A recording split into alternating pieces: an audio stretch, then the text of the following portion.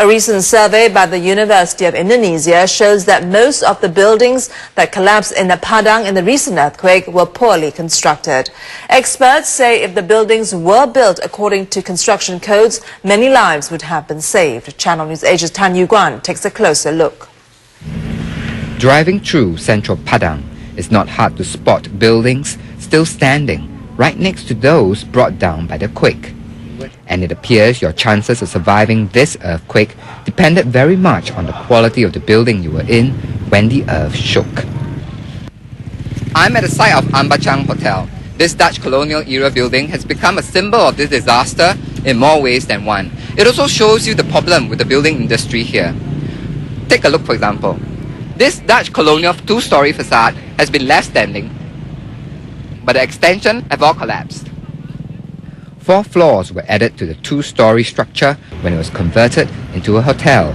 But while the facade stood the test, it's believed the additional load from the extension brought down the rest of the building during the trembler. Some 200 people lost their lives at this site alone. That accounts for nearly a quarter of the official death toll, which some say could have been avoided.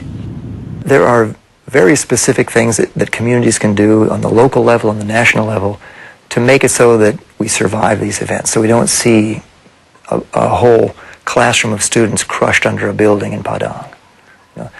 None of that has to happen if people have enough foresight and vision and enough scientific information and engineering information, and if they have the economic wherewithal to do something about it.